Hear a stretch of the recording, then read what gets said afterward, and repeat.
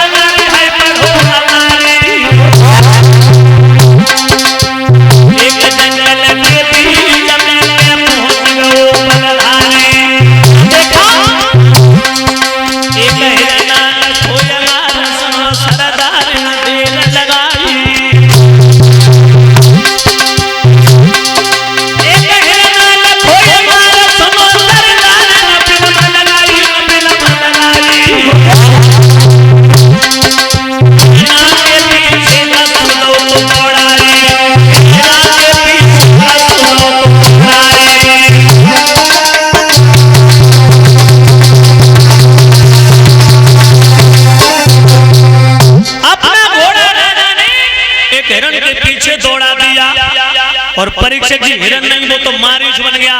हिरन दौड़ता हुआ भागता हुआ जा रहा है, राजा अपना घोड़ा पीछे दौड़ाते जा रहे हैं, दौड़ाते जा रहे हैं, भाग रहे हैं। माताओं सारा दिन निकल गया, दिन शाम रात्रि में बदल गई। फौज के जवान पैदल थे, राजा का पीछा नहीं कर सके, वापस लौट आए। राजा उत्तानपाद बहुत दूर निकल गए, रात्रि हो गई। परीक्षक जी रात्रि, फौज के जवानों ने आकर के रानी सुरची से कहा, महारानी साहिबा तुम्हारे पति महाराज उत्तानपाद एक हिरन का पीछा करते करते बहुत दूर निकल गए। मैं उनके पीछे पीछे दौड़ता रहा, लेकिन वो घोड़ा पर सवार और हम सब पैदल थे, उनका मुकाबला उनका पीछा नहीं कर सके। हम वापस लौट आए, महाराज का कहीं अता पता नहीं। बहुत ढूंढने की कोशिश की मगर उनका कोई अता पता नहीं दिखाई दिया। रानी सुरची कहने लगी, ऐसा करो आप लोग हारे थके हो, जाओ भोजन करो और भोजन करने के बाद में विश्राम करो। मेरे प्रिय लड़ाकू हैं, मौत उनका सामना नहीं कर सकती है, वो आते ही होंगे। और परीक्षक जी छोटी रानी सुरची ने सिपाहियों को भेज दिया, का जाओ भोजन करो विश्राम करो, और स्वयं भोजन किया और राजा का इंतजार नहीं किया।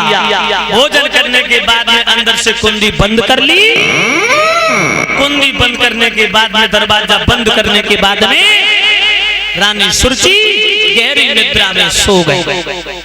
ये नहीं पता है राजा जिंदा है या मारे गए, कोई मतलब नहीं, कोई दुख नहीं, कोई सूचना नहीं, चुपचाप आराम से सो गई।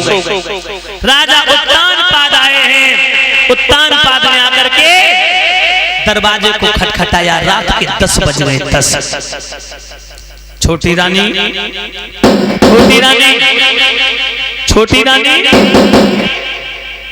दरवाजा खोलो, दरवाजा खोलो। कोई है नहीं क्या? सबके सब मर गए। दरवाजा खोलो। अब दरवाजा खोल तो तब दे जब भाई वहां कोई सुन रहा हो, कोई जाग रहा हो।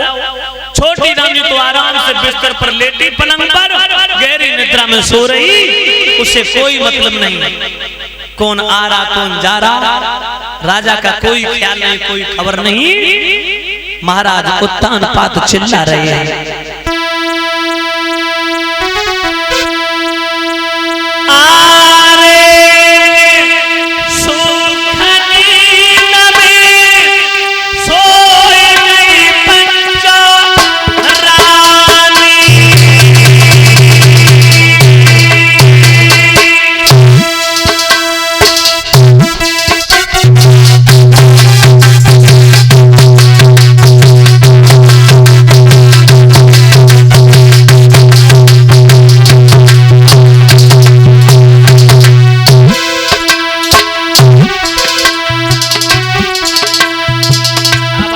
उसकी।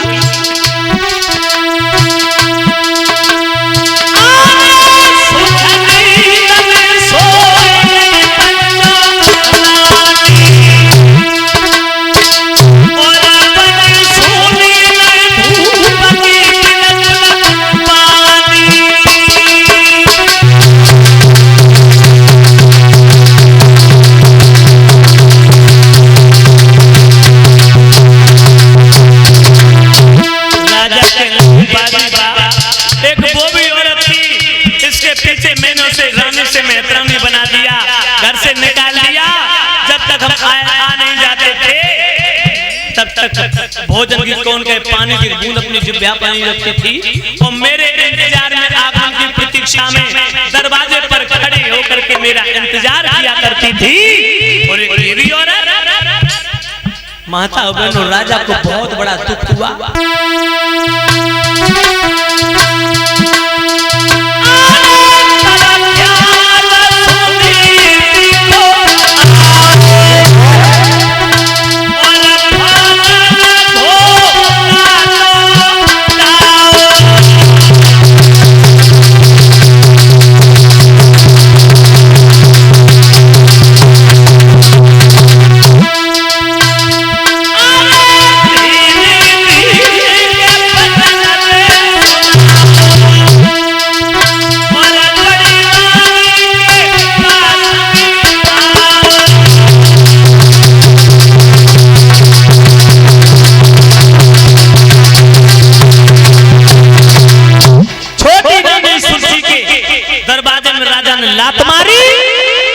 कोई बात नहीं, मैं जा रहा हूं, रात्रि तो व्यतीत करनी है, कब तक मैं यहाँ पर खड़ा रहूंगा दरवाजे पर।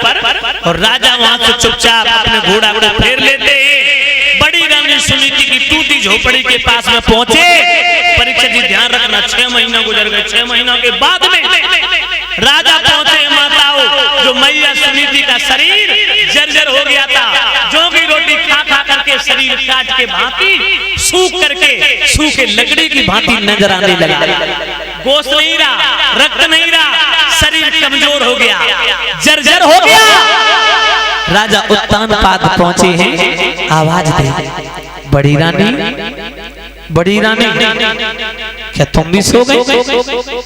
हाय मैया को परीक्षा जी नींद नहीं आई, वो तो उन दिनों का इंतजार कर रही थी कब बाबा नारद का दिया हुआ वचन पूरा होगा, मेरी कोख से एक बालक पैदा होगा, मुझे माँ कह के पुकारेगा, बुढ़ापे का सारा बनेगा, लोग मुझे बांध की दृष्टि से देखते हैं, फिर मेरा सम्मान करेंगे। मैया तो उन दिनों का इंतजार कर रही थी, वो सोई नहीं थी, उसकी आंख नहीं लगी। लेकिन परीक्षक जी चोट खाई हुई नांगन और धोखा खाई हुई औरत, याद रखना, ये विश्वास किसी का भरोसा नहीं करती। नांगन धोखा खाई हुई स्त्री, ध्यान रखना। रानी सुनीति ने जैसे सुना राजा की आवाज को, टूटे से किवाड़े से आकर के झांक के देखा, राजा के हाथ में तलवार है और राजा घोड़ा पर सवार है।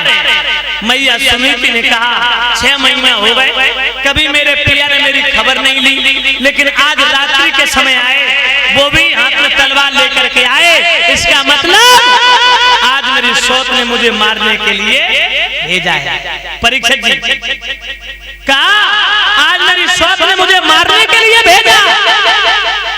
मैया सुनीति की आंखों में आंसू आ गए। स्वामी इतने निठुर निर्दयी बन गए जो सौत के कहने पर मारने के लिए चले आए। माताओं, राजा उत्तान पाद को देख करके रानी आंखों में आंसू भर के कहने लगी, देखी सुनीति ने जवाब दिया है,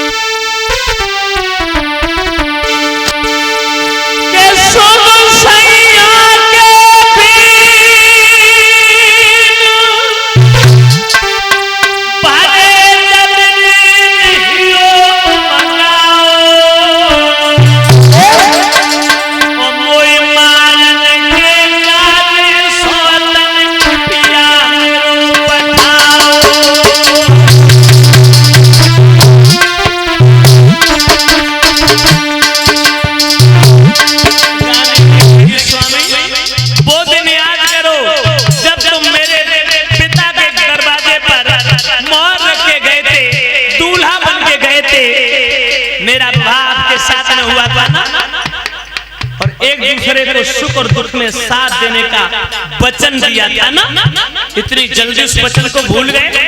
सौत के कहने पर मारने के लिए चले आए। अरे घर से निकाल दिया, मुझे दुख नहीं है, मैं अपना पेट भरती हूँ जैसे तैसे जो भी रोटी खा करके, लेकिन अब अगर मेरा जीने का अधिकार नहीं है तो कोई बात नहीं, अपने हाथ स्वयं मेरे खून से रंग लो, मैं मरने के लिए तैयार हूँ। और क्या बोली है मैया सुनीति स्वामी,